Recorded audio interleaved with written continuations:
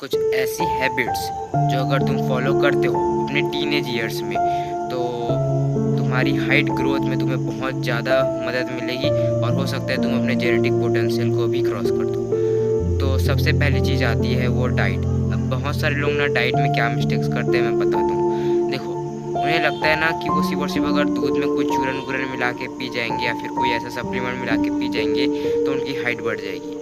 ऐसा नहीं होता है। या फिर उन्हें ऐसा लगता है कि अगर मैं दूध पीऊँगा तो मेरी हाइट बढ़ जाएगी, तो भाई ऐसा नहीं होता है। तो दूध के अंदर जो माइक्रोन्यूट्रिएंट्स, जो प्रोटीन, जो फैट्स, जो चीज़ें होती है ना, न्यूट्रिएंट्स होते हैं ना, उनसे हाइट बढ़ती है।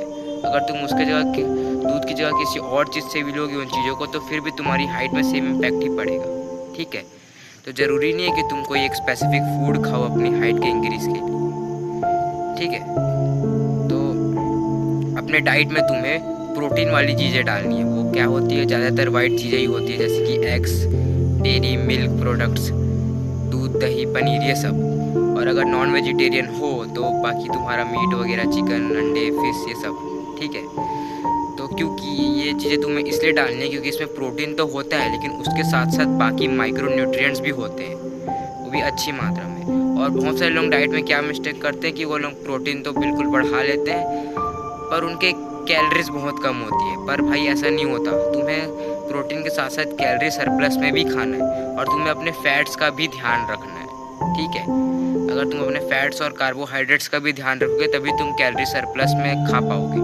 तो मेक श्योर करना कि तुम टीनेज ईयर्स में कैलोरी सरप्लस में हो, क्योंकि अगर तुम उसे कैलोरी सरप्लस वाली डाइट नहीं दोगे अपनी बॉडी को तो वो सर्वाइवल मोड में चले जाएगी। ठीक है, तो उससे तुम्हारी हाइट ग्रोथ नहीं होगी, क्योंकि बॉडी के लिए सर्वाइव करना ज़्यादा इंपॉर्टेंट होगा ऐसे में। ठीक है, तो मेक श्योर करना तुम एक कैलोरी सरप्लस मेंटेन कर रहे हो। ठीक है, उसके बाद आता है स्लीप। अब स्लीप बहुत ज़्यादा ज़रूरी है क्योंकि उसी में most of the growth hormone release होता है। तो स्लीप कैसे?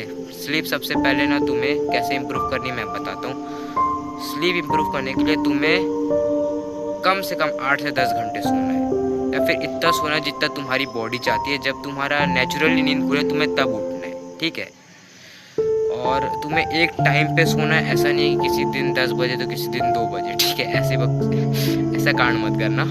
एक टाइम पे सोना, और सोने से पहले तुम अपना डिनर जल्दी कंप्लीट कर लेना 2-3 घंटे पहले, और मोबाइल स्क्रीन को कम से कम आधा घंटे पहले हाथ मत लगाना, कोई भी किसी भी तरीके की स्क्रीन को, इससे तुम्हारे स्लीप की क्वालिटी अच्छी होगी।